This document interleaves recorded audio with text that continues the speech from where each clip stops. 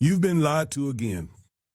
Some so-called pro-black voices, I like to call them pro-black imposters, told you that Trump's anti-DEI war wasn't really aimed at us, that it wasn't about us, because DEI only helped white women. Therefore, Trump's anti-DEI policies don't hurt black people. They were dead wrong. No, actually, they were lying to you, intentionally. They were trying to excuse Trump's anti-blackness since they told you to vote for Trump or vote for the couch. And now black women are paying the price for that disinformation. So let's start with the numbers. As of May 2025, black women's unemployment rate jumped to 5.8%. That's higher than black men, and white women. Meanwhile, Trump's anti-DEI purge led to a 33% drop in black women working in the federal government, the one sector where our community has real upward mobility. Now, regarding white women, their unemployment rate remained the same. It stayed flat. So yes, they benefited most from DEI, but they aren't the ones being targeted. Trump is using anti-DEI rhetoric as cover to dismantle black careers, especially black women's careers. Boy. So we gotta talk about mass federal layoffs, okay? Because there's one group in particular, the allegedly most educated demographic in this country. They're getting hit with the federal layoffs the hardest, okay? And they're now lashing out on social media over the fact that over 300,000 of them have left the workforce since February. They're checking out. Over 300,000 black women have left the workforce, according to MSNBC. And it is not a coincidence. We have seen the cuts that the federal government has been making, specifically across the Department of Education, Department of Health and Human Services. And we have seen the cuts happen. We've also seen the cuts happen over the last few months, specifically at the federal level and also across the private sector due to DEI. And according to this article, the participation rate has now dropped below Latinas for the first time in over a year. Now, one thing that stuck out to me that I thought was very interesting, which kind of led to the conclusion of this article, is that 51% of households with black children are led by black women who are the breadwinners. Unemployment for black women is above 6%, and if this was happening to any other demographic in the United States of America, we would be talking about it constantly. So I'm going to talk about it a little bit. Since February of this year, unemployment rates for black women have increased month over month by at least half to 1%, which is huge. It is estimated by the Bureau of Labor and Statistics that between February and March, when the bulk of federal layoffs happened in the first round, black women lost 250,000 plus jobs. That's huge. I think it needs to be explicitly said that it's not an accident that the president's administration has been targeting DEI as well as the federal workforce because black women are overrepresented. I'm upset, but I understand. Over 300,000 black women have left the labor force in 3 months. It's a great article by MSNBC. Please go and watch it. Just Google it. You'll pull it up. I'm going to read a couple of excerpts from it. It says, and more than 518,000 black women still haven't returned to the labor market since the pandemic began. Okay? It goes on to say, in the private sector, DEI budgets have been slashed or frozen. Job postings for DEI roles dropped by 43% between August 2022 and July 2024. And the number of DEI positions fell from 20,000 in 2023 to 17,500 by April 2025. Companies have also scaled back black mentorship programs, slowed inclusive hiring, and deprioritized equity benchmarks, treating DEI as expendable, even though the data doesn't show. Ladies and gentlemen, I am here to tell you, everything in America is racist. Okay? It is done to hurt black and brown. Look at what's happening right now. We have this idiot in chief telling everyone the problem with our country is not the rich white folks stealing your money. The problem with our country is the brown people coming over. You see that? We know that's not true, but that's what he's saying. They did the same thing back in the days with black. Same thing. Racism is the blood of America. It's the blood of America. And unfortunately, it is something that they have to continue to practice, but you can't kill us. Yeah, so you see that, you heard that. Okay, so yeah, this is a thing, a real thing, in which you have a disproportionate amount of black women losing their jobs, mainly due to federal layoffs. Now, the question that people should be asking is, why is it that the government is disproportionately employing black women over everybody else, right? That is the question that nobody really wants to answer. So without further ado, let's go ahead and get into this clip from NBC here discussing this trend. Well, the impact of job loss is being felt nationwide, especially among black women in the labor force. According to the U.S. Bureau of Labor Statistics, in February, more than 10.5 million black women were employed. But by June, that number dropped below 10.3 million. That's a loss of more than 300,000 employees in just months. Some of that job loss can be attributed to cuts in the federal workforce and the dismantling of DEI programs in the public and private sectors. Gender economist Katika Roy joins us now. She recently wrote an article for MSNBC that examined black women leaving the labor force, and she joins us now with more on what she found. Thanks so much for joining us. Thank you for having me. 300,000 black women leaving the workforce in 3 months sounds like an alarming number. How and why did this happen? And why do you say it's not a coincidence? Well, the job cuts, yeah, it's a good question. So if we take a step back, this is an economic alarm bell. You know, the primary piece that we are seeing is the federal job cuts and the agencies that were actually targeted for those cuts, which such as education and healthcare, which are predominantly employed black women. So, for instance, if you look at women's labor force participation and the percentage of black women in the labor force, they make up about 6% of the labor force, but 12% of federal jobs. Wow. 6% of the labor force, but 12% of the federal jobs. Now, they're overrepresented, right? They're overrepresented, significantly overrepresented. Now, I want you guys to understand, while the media and other people are painting this as some type of issue, right? I want you guys to just think about, if white people were employed at twice the rate that they are represented in the population, right? Let's say that, I don't know, some population was like 40% white and 80% of the jobs went to white people. Don't you think people would have questions about that? Right? I mean, we have seen people have questions about that, right?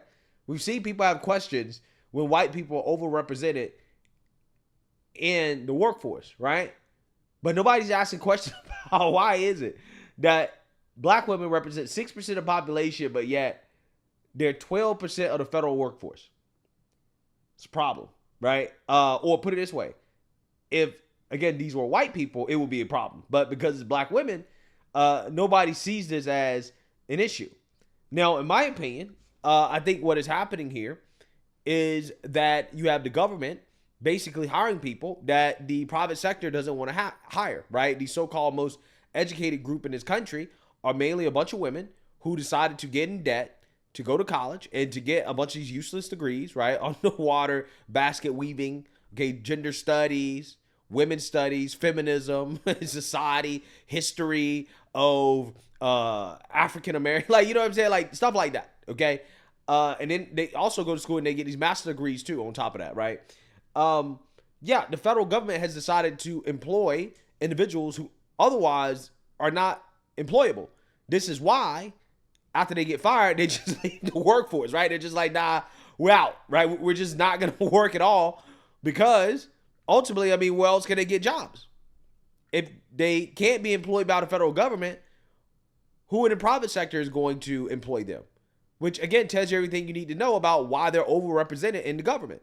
The government was a subsidy for these women who went and got all these fancy degrees that don't produce any real skills, right? Or have real output, okay, at all in society. So now they're laid off. I don't think anybody's life has gotten significantly worse when it comes to dealing with the federal government, right? We haven't seen a breakdown in essential services or things of that nature. We haven't seen any of the things that these people have fear-mongered about from dismantling the government. But yet you got all these women that have now left the workforce. So I'm just saying, you know, I feel like people got to take a step back and ask the question of, again, why is it that black women are overrepresented by the federal government? And I don't want to hear anything about, oh, the history of racism, the government, they were the only people willing to employ black women. I don't want to hear it, because a lot of black women got hired over the last 3 to 4 years, okay? They've been pushing women. They have all these programs to try to get women in these jobs in the private sector. I don't want to hear it. There are plenty of opportunities, or there were plenty of opportunities, at least during the pandemic. Yeah, there were opportunities. And come to find out, a lot of these positions that these women were being hired for, they don't produce any revenue. They don't improve the bottom line. If anything, they probably make a lot of these companies lose money, which is why they ended up getting cut, right? A lot of these DI positions, they ended up getting cut because they don't actually add anything of value to the company. And what you're seeing here with the federal government is the same thing. It's the exact same thing. Now, again, when you have mass private sector layoffs, nobody sheds a tear. But when the government has mass layoffs, oh, now everybody want to boo-hoo on and cry and claim, oh, it's so terrible, it's so bad. But again, this happens all the time in the private sector, all the time. Wow. And we've certainly seen that loss, and we felt that loss locally for sure with the federal reduction. What kind of impact? So we talked a little bit about the economic effect. What kind of impact is the loss of black women in the workforce having locally, nationally? I mean, what does it mean for the future when it comes to things like student loans, home ownership, and building generational wealth? And that's a great point. So one of the things that we know is for every percentage point of women leaving the labor force, it actually hits GDP at about $164 billion. So in other words, the connection is 1% equals about 146 billion GDP loss. But then we have things such as housing, the spillover effects that you were talking about, housing, healthcare, education, et cetera. And we've seen that even with inflation, right? So black women on average earn 64 cents on the dollar, but the inflation rate as of last week is 3 times that for women's goods and services. Yeah, so keep in mind, this woman right here, right, who's clearly woke, she's a so-called gender economist, right? What the hell is a gender economist? Somebody tell me. Now, when I first saw this title, I said, I guarantee you she doesn't have an economics degree, right? I guarantee you that she does not have an economics degree. And lo and behold, right? If you look up her history here, right? What she has a political science degree, not an economics degree. She has a master's of art in educational technology, not an economics degree. Some leadership development, not economics. And then she has an MBA from the University of Denver, right? Which I guess is the closest thing that you can get to an economics degree that's not actually an economics degree, but that's still not an economics degree. But yet she's calling herself a gender economist. While also at the same time, she has her pronouns in her LinkedIn, okay? So we know what we're dealing with here, right? We're dealing with an individual that clearly is woke. Okay. And, you know, she's coming at it from the perspective that, you know, hey, this is going to hurt the economy so much. And here's the thing. What I believe is that there are plenty of jobs for these women that probably actually match their skill set, right? Like, for example, all these Democrats boo-hoo and cried about the illegals being deported. There's a lot of jobs available. All these illegals losing their jobs. I'm just saying there's a lot of jobs available for these women that probably actually match their skill set. So I'm just saying, all hope is not lost. They can replace the illegals that are being deported. Let me ask you, while all of this news seems very, very bleak, is there an upside? How do we go about reversing this trend? Well, one of the things that we assume is that policy is gender neutral. It's not. It's gender ignorant. And what I mean by that is when we make these cuts, we're assuming that it's gender neutral. It isn't. It's gender ignorant. And the issue is that it impacts everyone. It doesn't only impact Black women, it impacts the entire economy. Just as one example, between 1970 and 2016, women increasing their labor force participation added $2 trillion to the US economy. When we see Black women leaving the labor force, we're actually shrinking our economy. Wow. And as you wrote, that affects every single one of us. So when we talk about that big number again, 300,000 women, Black women leaving the workforce in just a couple of months, what sort of trends did you see? Are they out of the workforce? Are they becoming entrepreneurs? Where are these 300,000 women going? What are they doing now? That's a great question. We don't really know. What we can look at from historical data is that there are two things that are probably happening. One is that they are becoming entrepreneurs, so small business owners. That's one piece. Or they're joining the informal economy. So they may not be participating in the formal economy, which is tracked by things like the monthly jobs report, but they're participating in the informal economy. Let me just ask a last question here. For the many women who are watching right now who are in this space, what would you tell them? What would your advice to them be? Tell your story. I would say stand up and speak out. We need, the stories that I have heard just from publishing this article 5 days ago are incredible, and we need to hear your voices, and we need you. This is not just an issue of equity or fairness. This is actually an issue of economic opportunity for everyone. Yeah, we need you in jobs that match your skill set, right? Again, we got a ton of illegals that have been deported. There's plenty of job openings, right? And that probably most closely matches the skill set of these women with these, gender studies degrees, these, underwater basket weaving degrees, like all this stuff. Yeah, I mean, hey, ultimately, at the end of the day, there are jobs out there for these people, okay? And they can go get those jobs. These women can get those jobs, and it'll match their skill set, and that will be the rebalance that we need, okay? That's exactly what needs to happen, okay? But otherwise, hey, I was told that these Black women are the most educated people, so they should have no issues competing in the private sector, right? They should be getting the top jobs, right?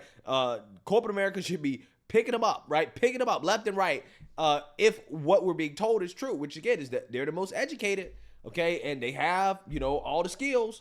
They work harder than everybody else, especially the white man, right? They should be picking up jobs left and right. But hey, let me know what you guys think. Make sure you like, comment, and subscribe. Most importantly, share a Black conservative perspective. Peace.